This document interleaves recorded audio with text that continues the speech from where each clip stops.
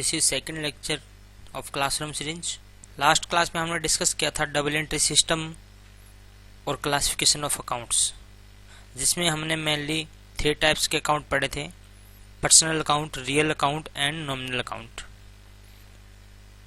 तो स्टूडेंट्स, आपको सबसे पहले आइडेंटिफाई करना है कि वो कौन से नेचर का अकाउंट है, एंड देन उसके रूल फॉलो करने हैं रिकॉर्डिंग पर्पज से, क्योंकि अकाउंटिंग में रिकॉर्डिंग एक इम्पोर्टेंट एलिमेंट है। तो आज हम उसके रूल पढ़ेंगे जो हमने लास्ट क्लास में अकाउंट डिस्कस किए थे, कि कौन से रूल को फॉलो किया जाता है when we are recording in our books. तो चलिए स्टूडेंट, फर्स्ट हमने डिस्कस किया था पर्सनल अकाउंट।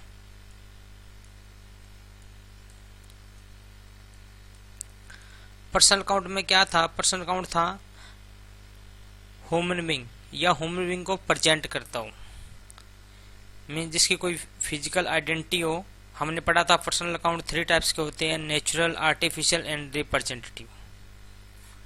तो हमने ये लास्ट क्लास में डिस्कस किया था। अब हम इसके रूल पढ़ेंगे। सबसे पहले आपको देखना है कि वो पर्सनल, रियल और नॉमिनल कौन सी कैटेगरी में कवर होता है। आप पहले कैटेगरी को फिक्स कर लीजिए, एंड देन आफ्टर उसके रूल को फॉलो करके हम रिकॉर्डिंग करेंगे। तो पर्सनल अकाउंट का क्या रूल होता है, देखिए: debit the receiver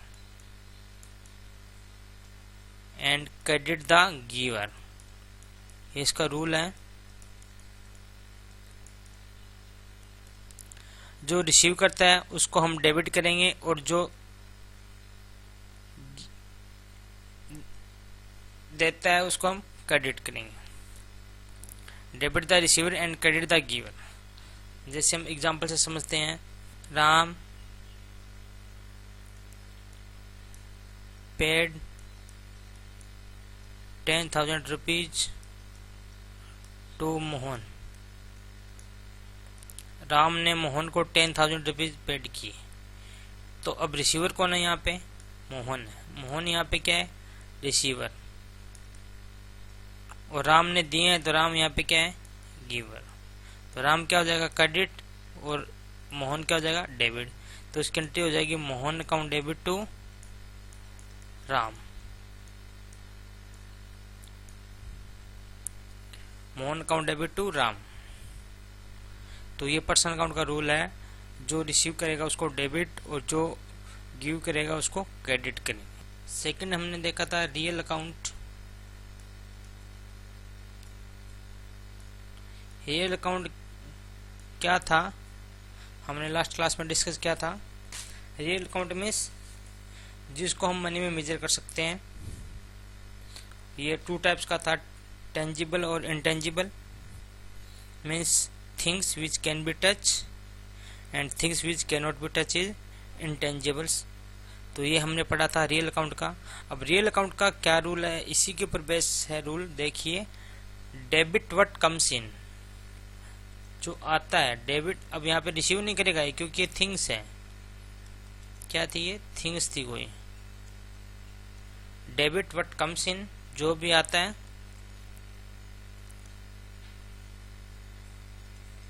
and credit what goes out. जो आता है वो डेबिट और जो जाता है वो क्रेडिट। सिंपल से रूल है। अब इसको देखिए क्या किया हमने। एग्जांपल लेते हैं: purchase building in cash for 2 lakh rupees. हमने 2 लाख रुपए में बिल्डिंग परचेज की। अब देखिए इस केस में हमारे पास क्या आ रहा है? बिल्डिंग आ रही है, और जा क्या रहा है? कैश जा रहा है। तो ये कम्स इन, बिल्डिंग आ रही है और कैश जा रहा है, क्योंकि कैश को हमें देना पड़ेगा और बिल्डिंग हमारे पास प्लस हो जाएगा, ये हमारे पास माइनस हो जाएगा। तो इसकी एंट्री होगी, जनरल एंट्री हम पढ़ेंगे तो आगे। इसकी एंट्री होगी building account debit to cash. Cash account इसमें क्रेडिट हो जाएगा, बिल्डिंग इसमें डेबिट हो जाएगा। तो ये हमारा रियल अकाउंट का रूल है, आप इसको देखिए।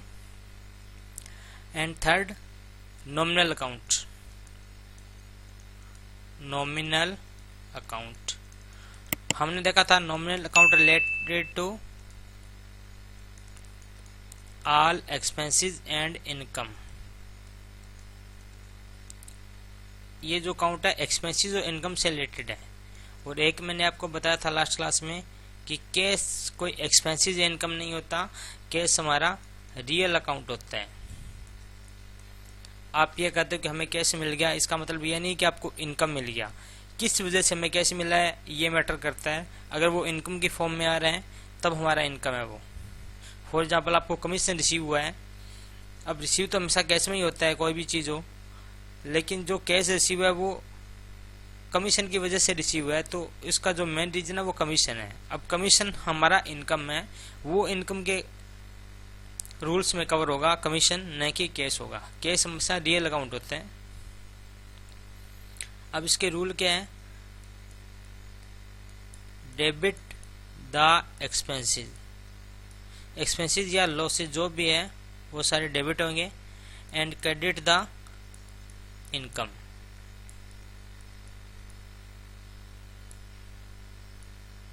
या प्रॉफिट जो भी आपको, वो सारे क्रेडिट होंगे और जो एक्सपेंसेस है वो सारे डेबिट होंगे। अब हम इसको एग्जांपल से समझते हैं। For example, salary paid 10,000 rupees.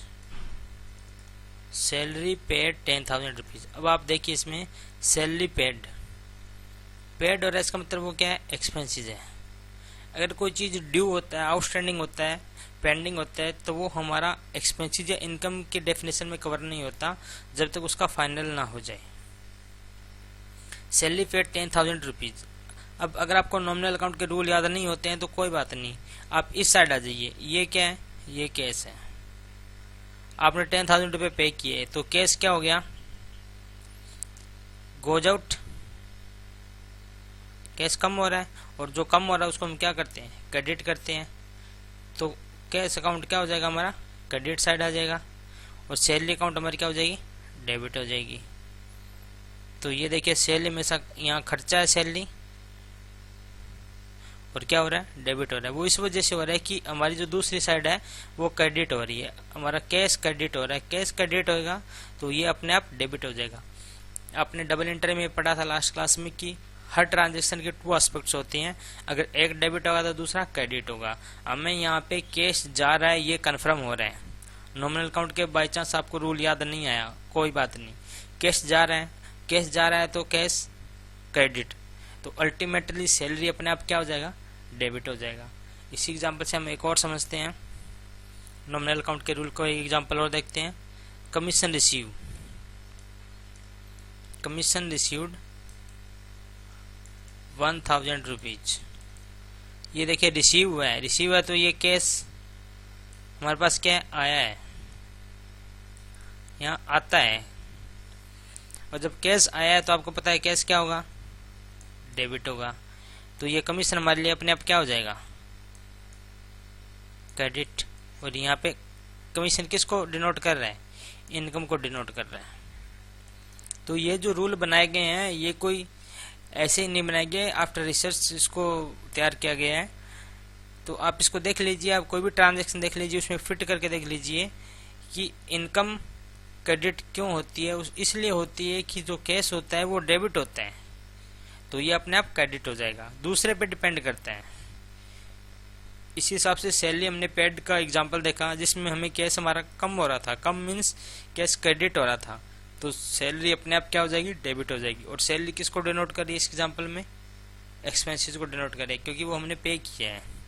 Commission इस केस में किसको डिनोट कर रहा है, इनकम को डिनोट कर रहा है क्योंकि कमीशन हमें रिसीव हुआ है और कमीशन खुद क्या हो रहा है, क्रेडिट हो रहा है।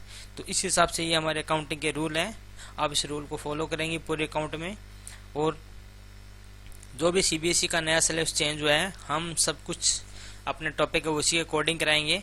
आपका जो बेसिक है वो सेम है, उसमें कोई चेंज नहीं है, सिर्फ एक बीआरएस का चैप्टर उसमें थोड़ा सा चेंज है और इनकम्प्लीट कोड जो लास्ट में जाके हम पढ़ेंगे तो वहाँ चेंज है, बाकी इसमें कोई इतना ज़्यादा चेंज नहीं है।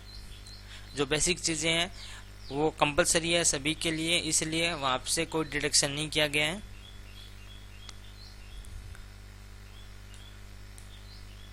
तो स्टूडेंट्स अब हम करते हैं अकाउंटिंग प्रोसेस, जो एक बहुत इंपॉर्टेंट टॉपिक है, अकाउंटिंग प्रोसेस। देखिए अकाउंटिंग प्रोसेस क्या होता है। Accounting means process of recording. Accounting खुद क्या होता है, process of recording. Process of recording means में रिकॉर्डिंग कैसे करेंगे उसको बोलते हैं अकाउंटिंग। तो प्रैक्टिकल एस्पेक्ट से पर जाने से पहले हम ये क्लियर करना चाहेंगे कि अकाउंटिंग प्रोसेस क्या होती है, हम कैसे कैसे अकाउंट को रिकॉर्डिंग करते हैं। तो इसको प्रोसेस में मैं आपको पॉइंट वाइज लिखाता हूँ। सबसे पहले आप पॉइंट लिखिए identify.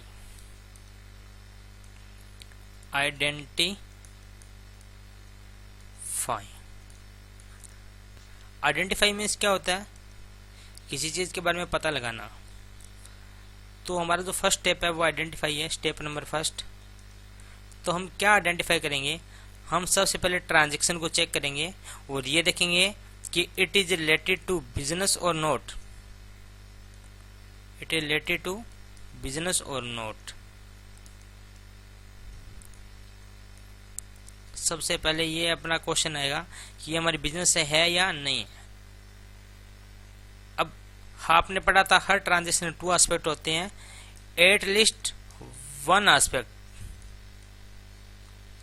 Aspect related to business. Business से होना जरूरी है एक एस्पेक्ट्स, दोनों को जरूरी नहीं है, एक एस्पेक्ट्स कम से कम बिजनेस से रिलेटेड जरूरी है, तभी हम उसको फर्दर प्रोसेसिंग करेंगे, अदरवाइज हम उसकी प्रोसेसिंग नहीं करेंगे। तो ये आप नोट कर लीजिए कि एटलीस्ट कम से कम आपका एक एस्पेक्ट्स उसमें बिजनेस से रिलेटेड है। अगर बिजनेस से रिलेटेड नहीं है तो फिर हम उसका आगे वाला स्टेप यूज नहीं करेंगे। अब कैसे होता है मैं आपको बताता हूँ। For example, mister A withdraw 2000 rupees for personal use. अब उसने 2000 रुपये निकाले, विड्रॉ किए। विड्रॉ मीन्स क्या होता है, बिजनेस से पैसा निकालना। तो ये बिजनेस से रिलेटेड हो गई। और उसने किसके लिए यूज किया, उसको पर्सनल यूज के लिए किया। तो ये बिजनेस से रिलेटेड है क्या, नहीं है। तो इसमें यहाँ पे एक एस्पेक्ट बिजनेस से रिलेटेड है, इसका मतलब हम उसको रिकॉर्डिंग या आगे की जो प्रोसेस है उसमें हम कवर करेंगे। लेकिन अगर यहाँ पे दोनों जगह पर्सनल आता तो फिर हम उसको कवर नहीं करते। For example, mister A sell his scooter and used for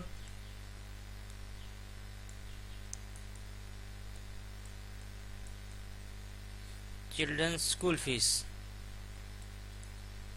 बच्चों की फीस भर दी, अपने स्कूटर बेचा और बच्चों की फीस भर दी, ठीक है, फॉर 10,000 का। लो, मिस्टर अपने स्कूटर बेचा 10,000 का और अपने बच्चों की फीस भर दी। अब देखिए ये स्कूटर है, ये उसका बिजनेस का है क्या, नहीं है, ये उसका पर्सनल स्कूटर है, बिजनेस का नहीं है। और उसका यूज़ कहाँ किया उसने, स्कूल फीस में। तो ये भी उसका पर्सनल है सारा, मीन्स बिजनेस नहीं है। तो दोनों एस्पेक्ट्स इसमें बिजनेस के नहीं है। तो इस एंट्री को रिकॉर्ड किया जाएगा क्या, नहीं किया जाएगा। तो आपको ये ध्यान रखना है कि at least one aspect related to business and it is related to business और नॉट। वो बिजनेस की ट्रांजेक्शन है या नहीं है, ये हम करेंगे आइडेंटिफाई। तो आप ये नोट जरूर कर लेना कि फर्स्ट स्टेप में हम ये आइडेंटिफाई करेंगे। सेकंड स्टेप हम मेजर करेंगे, किस में करेंगे, मनी में। अब जो भी अगर कोई बिजनेस ट्रांजैक्शन है तो फिर उसके फर्दर प्रोसेसिंग में सेकंड स्टेप पे जाएंगे और हम उसको मनी में मेजर करेंगे कि वो मनी में मेजरमेंट हो सकती है या नहीं हो सकती है, ठीक है ना। अगर मेजरमेंट हो सकती है तो फिर हम फर्दर प्रोसेस करेंगे, अदरवाइज उसको नहीं करेंगे, ठीक है। Measure in money. For example, मान लो हमारे एक एम्प्लॉई है, वो बहुत अच्छा काम करता था, वो बिजनेस को छोड़ के चला गया। अब वो बिजनेस ट्रांजैक्शन तो है, लेकिन क्या हम उसको मनी में मेजर कर सकते हैं कि कितना लॉस हो गया? लॉस हम मेजर नहीं कर सकते हैं, ठीक है। तो उसको आगे फर्दर प्रोसेस नहीं करेंगे। तो सेकंड स्टेप में मेजर इन मनी, हम ये चेक करेंगे कि वो मनी में मेजरमेंट है या नहीं है, और उसको कन्वर्ट इन मॉनेटरी ट्रांजैक्शन, हम उसको मॉनेटरी ट्रांजैक्शन में कन्वर्ट करेंगे। हम उसको मॉनेटरी ट्रांजैक्शन में उसको कन्वर्ट कर देंगे। थर्ड स्टेप है हमारा रिकॉर्डिंग। आप ये स्टेप नंबर वाइज फॉलो कीजिएगा। थर्ड स्टेप है हमारा recording. After identifying and measuring, हम क्या करेंगे? रिकॉर्डिंग करेंगे। अब रिकॉर्डिंग कहाँ की जाती है मैं आपको बताता हूँ।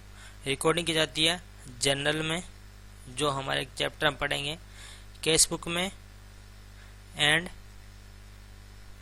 सब्सिडरी बुक्स में। ये हम पढ़ेंगे जर्नल में और केस बुक या सब्सिडरी बुक्स में।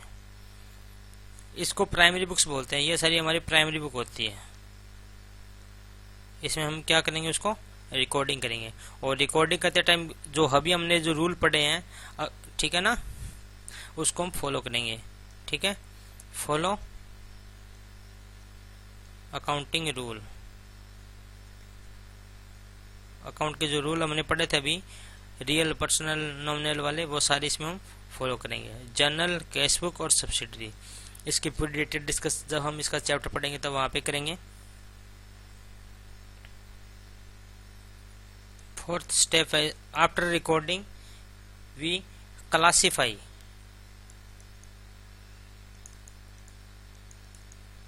क्लासिफाई मीन्स क्या होता है? सेम नेचर के अकाउंट को सेम प्लेस पर रखना, मतलब एक जगह इकट्ठा कर देंगे एक नेचर के अकाउंट को। जैसे राम का अकाउंट है, वो राम ने कभी बेचा, कभी खरीदा, कभी पेमेंट दी, कभी उधार ले गया, मतलब उसके जितने भी ट्रांजेक्शन है वो सारी राम के एक अलग जगह उसको सेट करना। ये जो जर्नल और ये सब्सिडी बुक्स होती है, ये होती है डेली बेस पे बुक बनाई जाती है। ये डेली बेस पे होता है सारा कुछ। अब डेली बेस पे बहुत सारी ट्रांजेक्शन होती है, इसको हम क्या करते हैं? Same nature of transaction, same nature of transaction at one place. एक प्लेस पे सेम नेचर ऑफ ट्रांजेक्शन हम रखते हैं, मीन्स उसको हम ग्रुपिंग कर लेते हैं। इसको आप ये भी बोल सकते हो, grouping of same nature of transaction.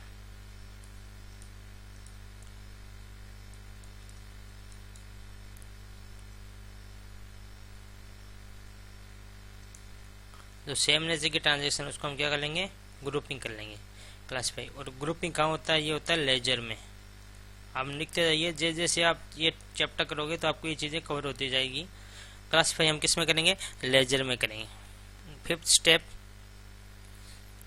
After classify we summarise. अब हमने इसको क्लासिफाई कर लिया, अब उसको क्या करेंगे? समरी तैयार करेंगे, समराइज करेंगे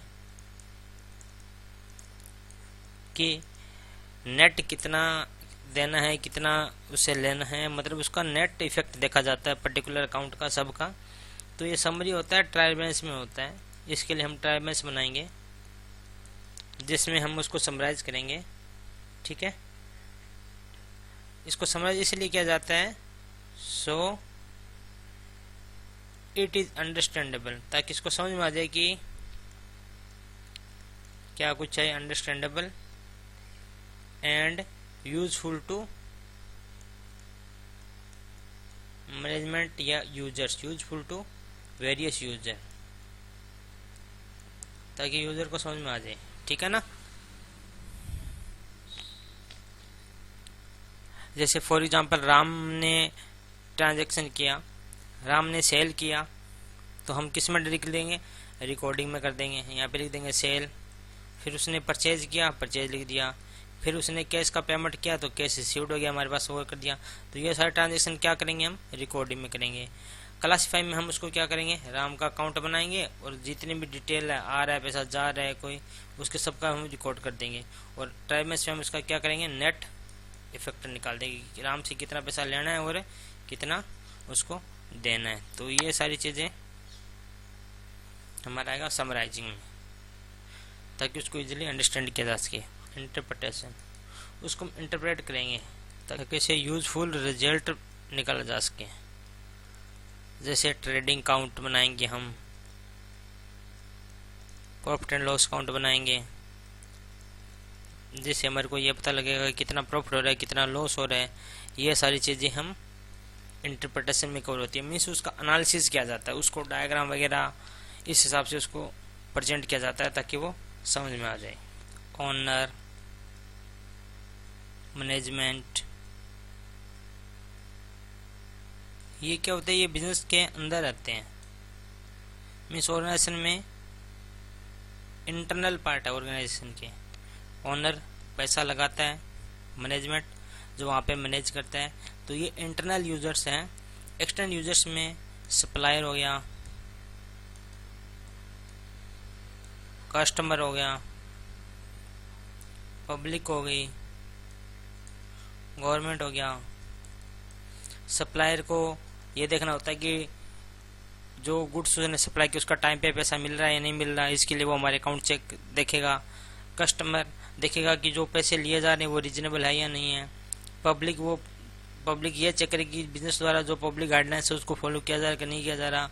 गवर्नमेंट चेक करेगी कि जो वेरियस रूल्स है, टैक्स है, वो टाइम पे किया जा रहा है कि नहीं किया जा रहा है, इसलिए उसको क्या करेगी, रिकॉर्ड उसका चेक करेगी। ओनर होता है वो अपनी परफॉर्मेंस को देखता है कि मैं पैसा इन्वेस्ट करना चाहिए या नहीं करना चाहिए, इन्वेस्ट कर रहे हैं उसके रिटर्न प्रॉपरली मिल रही है या नहीं मिल रही है। मैनेजमेंट में हमारी परफॉर्मेंस कैसी है मैनेज करने की, हम सही जा रहे हैं या थोड़ा भी इम्प्रूव करने का ज़रूरत है। तो ये सारी चीज़ें हमें यूजर्स हैं इनको अकाउंट से पता लगती है, जो हमने 7 स्टेप में हमने तैयार किए हैं। तो ओके स्टूडेंट्स, नेक्स्ट क्लास में हम अकाउंट इक्वेशन चैप्टर स्टार्ट करेंगे, जो जनरली 4 to 6 मार्क्स का आता है। और उसके बाद में हम कंटिन्यू प्रैक्टिकल एस्पेक्ट्स अपना स्टार्ट कर देंगे। ये 2 लेक्चर मैंने इसलिए किए थे क्योंकि ये जो लेक्चर है वो प्रैक्टिकल के लिए बहुत ज़्यादा इंपॉर्टेंट है, इसलिए हमने इसको इसमें डिस्कस किया है। तो आई होप कि आपको ये समझ में आया होगा। अगर आपको नहीं समझ में आया तो आप कमेंट बॉक्स में इसको ज़रूर डालिएगा या हमसे डिस्कस कर लीजिएगा। Okay student, thank you.